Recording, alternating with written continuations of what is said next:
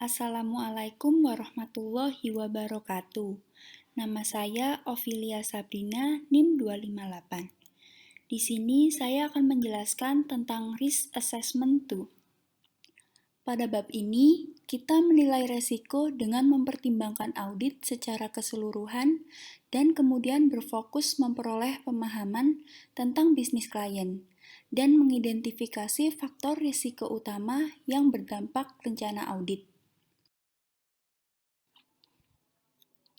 Audit risk. Risiko audit adalah risiko di mana auditor menyatakan opini audit yang tidak tepat ketika laporan keuangan mengungkapkan salah saji material. Meskipun tidak mungkin untuk menghilangkan risiko audit, auditor akan berusaha untuk menguranginya ke tingkat rendah. Tahap pertama dalam penilaian risiko audit melibatkan identifikasi akun dan asersi terkait paling berisiko salah saji material yang disebut risiko bawaan. Saat mengidentifikasi akun dan asersi terkait yang berisiko salah saji material, beberapa risiko dianggap lebih penting dari yang lain. Sebuah risiko yang signifikan mengidentifikasi dan menilai risiko kesalahan penyajian material yang menurut pertimbangan auditor memerlukan pertimbangan audit khusus. Saat mengklasifikasikan risiko sebagai pertimbangan signifikan, apakah risiko melibatkan penipuan terkait dengan perkembangan ekonomi atau akuntansi yang signifikan dan melibatkan transaksi yang kompleks. Tahap kedua dalam penilaian risiko audit, kita harus memperoleh pemahaman tentang sistem pengendalian internal klien atau risiko pengendalian. Auditor tertarik pada apakah klien mereka memiliki kendali pada tempatnya dirancang untuk meminimalkan risiko salah saji material untuk setiap akun dan identitas asersi terkait yang dianggap risiko tinggi oleh auditor. Model risiko audit dan komponennya. Pada tingkat laporan resmi, risiko salah saji material mengacu pada risiko yang mempengaruhi laporan secara keseluruhan. Pada tingkat asersi, risiko salah saji material mengacu pada risiko yang mempengaruhi golongan transaksi, saldo akun, dan pengungkapan. Risiko salah saji material pada tingkat asersi bersifat risiko inheren dan risiko kontrol. Risiko inheren adalah kemungkinan kesalahan penyajian material dapat terjadi. Sedangkan risiko kontrol adalah risiko bahwa sistem pengendalian internal klien tidak akan mencegah atau mendeteksi salah saji material semacam itu. Risiko deteksi adalah risiko yang diujikan oleh auditor jika prosedur tidak efektif dalam mendeteksi salah saji material. Risiko deteksi ditetapkan pada tingkat yang memungkinkan auditor mencapai tingkat rendah.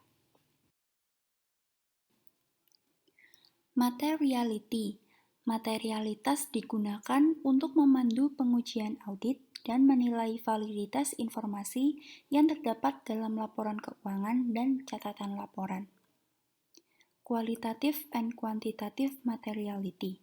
Suatu item yang dianggap material karena sifatnya disebut sebagai material secara kualitatif. Suatu item yang dipertimbangkan material karena besarnya disebut sebagai material secara kuantitatif. Sebenarnya, informasi dianggap material secara kualitatif jika mempengaruhi proses pengambilan keputusan pengguna. Nah, informasi dianggap material secara kuantitatif jika melebihi materialitas awal auditor penilaian. Materialitas perencanaan dapat berupa persentase dari dasar yang sesuai. Dalam hal ini, auditor akan memilih basis yang sesuai dan kemudian memutuskan persentase yang akan digunakan tergantung pada keadaan klien. Setting materiality. Saat menetapkan materialitas, auditor akan menggunakan pertimbangan profesional dan pengetahuan rinci klien mereka sambil memperhatikan pengguna utama laporan keuangan. Auditor memiliki variasi dalam metode yang mereka gunakan untuk menetapkan materialitas dalam penilaian risiko tahap audit. Sebagai aturan praktisi, barang apapun yang 10% atau lebih besar dari laba sebelum pajak dianggap sebagai material, dan barang apapun yang kurang dari 5% dari keuntungan sebelum pajak dianggap tidak material. Materialitas setiap item antara 5 dan 10% dari laba sebelum pajak adalah masalah pertimbangan profesional. Ketika menetapkan tingkat materialitas perencanaan yang lebih rendah, auditor meningkatkan kualitas dan kuantitas bukti yang perlu dikumpulkan selama sisa audit. Saat menganalisis hasil tes, auditor akan menilai potensi salah saji secara agregat dengan mengacu pada materialitas perencanaannya. Audit strategi. Strategi audit bergantung pada inherent dan pengendalian awal auditor penilaian risiko. Ketika risiko inherent dan pengendalian dinilai tinggi, risiko salah saji material dinilai tinggi dan auditor akan menetapkan risiko deteksi serendah-rendahnya. Dengan menilai risiko pengendalian setinggi-tingginya, auditor telah menentukan bahwa sistem pengendalian internal klien mereka tidak ada atau sangat buruk. Strategi audit yang ditetapkan oleh auditor adalah tidak melakukan uji kendali dan peningkatan tempat ketergantungan pada pengujian substantif atas transaksi dan saldo akun. Ketika menilai risiko pengendalian serendah-rendahnya, auditor umumnya akan memperoleh sesuatu dari sistem kontrol internal klien mereka karena mereka berencana untuk mengandalkan sistem itu untuk mengidentifikasi, melampiaskan, dan mendeteksi salah saji material. Strategi audit mereka adalah melakukan pengujian ekstensif terhadap trolls. Ketika biaya pengujian pengendalian melebihi manfaat yang diharapkan, auditor dapat memutuskan untuk tidak menguji kontrol internal klien mereka. Dalam praktiknya, strategi audit dikembangkan untuk setiap risiko yang teridentifikasi pada tingkat asersi.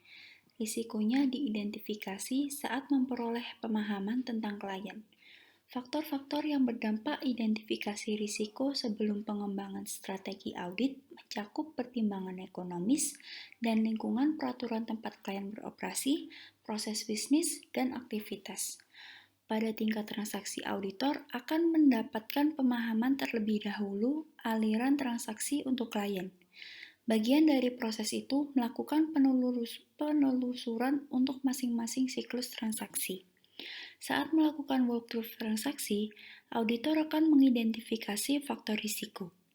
Untuk setiap risiko yang teridentifikasi, langkah pertama adalah menilai apakah pengendalian internal dapat mengurangi kemungkinan kesalahan penyajian material. Jika setelah menguji pengendalian tersebut, auditor menyimpulkan bahwa pengendalian tersebut efektif. Auditor berencana untuk mengandalkan pengendalian tersebut dan mampu mengurangi ketergantungan mereka pada rincian prosedur substantif. Namun, jika auditor menguji pengendalian tersebut dan yakin bahwa pengendalian tersebut tidak efektif, auditor tidak dapat mengandalkan kontrol tersebut. Dalam hal ini, auditor melaporkan kelemahan yang diidentifikasi kepada pihak yang bertanggung jawab atas tata kelola, membuat rekomendasi untuk mengendalikan dan meningkatkan ketergantungan pada prosedur substantif yang terperinci.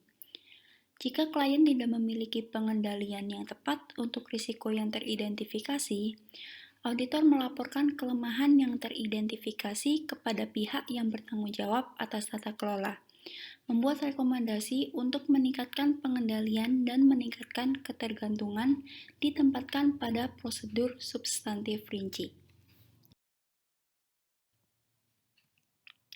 Client Purchase to Measuring Performance, indikator kinerja utama atau KPI yang digunakan oleh klien untuk memantau dan menilai kinerjanya sendiri dan kinerja staf seniornya, memberikan wawasan kepada auditor ke dalam akun yang menjadi fokus klien mereka saat menyusun laporan keuangannya dan akun mana saja berpotensi berisiko salah saji material. Ada dua cara untuk mengukur kinerja klien, yaitu yang pertama profitability. Umum bagi perusahaan untuk menggunakan ukuran profitabilitas untuk menilai kinerja mereka sendiri dan kinerja staf senior mereka. Perusahaan akan melacak pendapatan dan pengeluaran mereka dari waktu ke waktu dan menilai variabilitas apapun.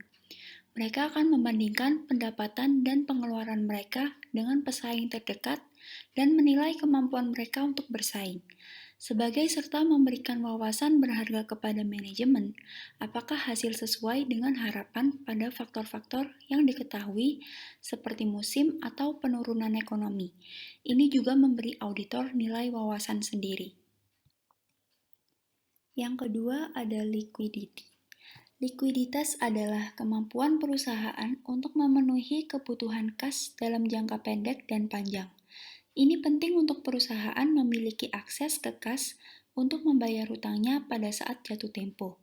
Jika tidak dapat memenuhi kewajiban ini, sebuah perusahaan mungkin akan dilikuidasi.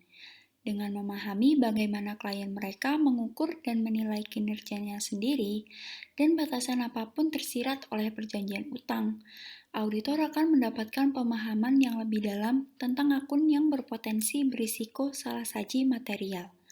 Auditor akan menggunakan perhitungan rasio dan analisis tren mereka sendiri untuk mengidentifikasi fluktuasi yang tidak biasa yang memerlukan penyelidikan lebih lanjut. Analisis ini disebut sebagai analisis prosedur. Analytical procedures. Prosedur analitis sebagai evaluasi keuangan informasi resmi dengan mempelajari hubungan yang masuk akal antara data keuangan dan non-keuangan. Mereka melibatkan identifikasi fluktuasi akun yang tidak konsisten dengan ekspektasi auditor berdasarkan pemahaman mereka tentang klien mereka.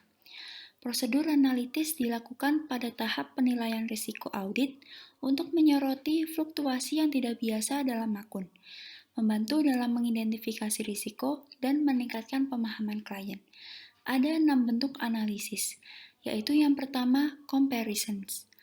Perbandingan sederhana dibuat antara saldo akun untuk tahun berjalan, tahun sebelumnya, dan anggaran. Auditor akan menilai perubahan ini berdasarkan pemahaman mereka tentang klien dan setiap perubahan yang dialami selama setahun terakhir. Yang kedua, trend analisis. Analisis tren atau analisis horizontal melibatkan perbandingan saldo akun dari waktu ke waktu. Itu dilakukan dengan pemilihan tahun dasar dan kemudian menyajikan kembali semua akun di tahun-tahun berikutnya sebagai persentase dari dasar itu. Ini memungkinkan auditor untuk mendapatkan apresiasi tentang bagaimana berbagai akun telah berubah waktu. Saat melakukan analisis tren, penting bagi auditor untuk mempertimbangkan perubahan yang signifikan faktor ekonomi secara luas, seperti resesi yang dapat mempengaruhi interpretasi mereka terhadap tren. Yang ketiga, common size analysis. Analisis ukuran umum atau analisis vertikal melibatkan perbandingan saldo akun ke satu baris barang. Dalam neraca, item baris yang digunakan umumnya adalah total aset. Dalam laporan laba rugi, garis barang yang digunakan umumnya penjualan atau pendapatan.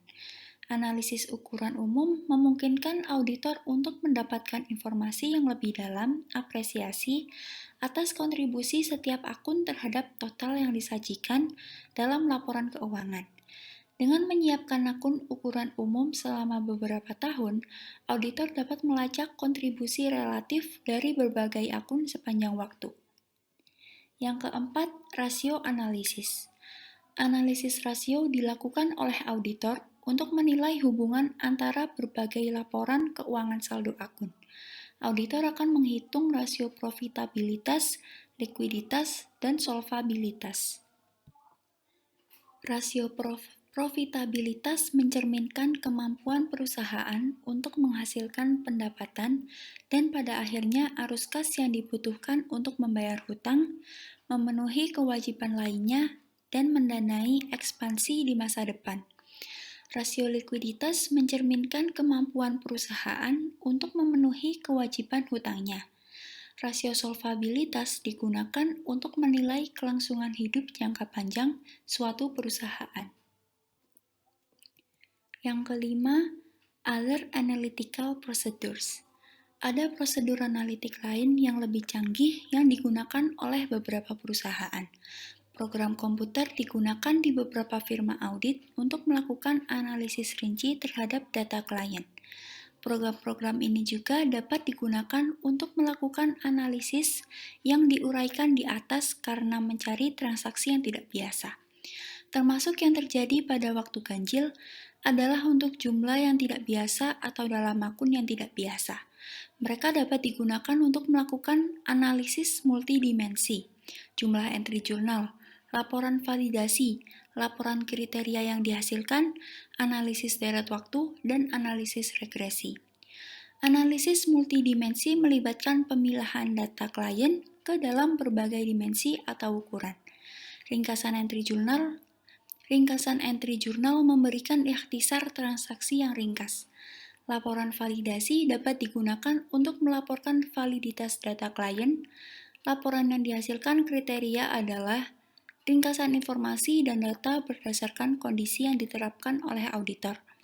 Analisis deret waktu dapat digunakan untuk menganalisis data yang terjadi secara teratur dalam klien.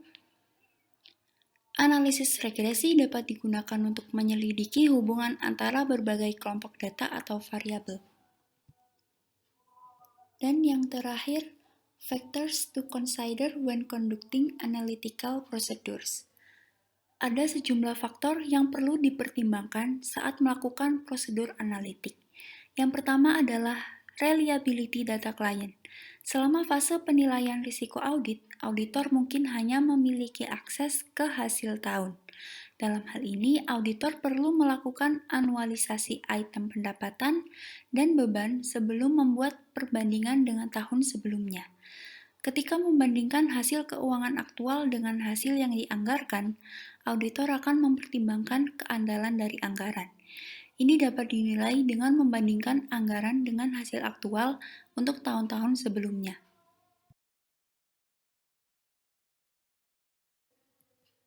Sekian penjelasan dari bab 4 ini.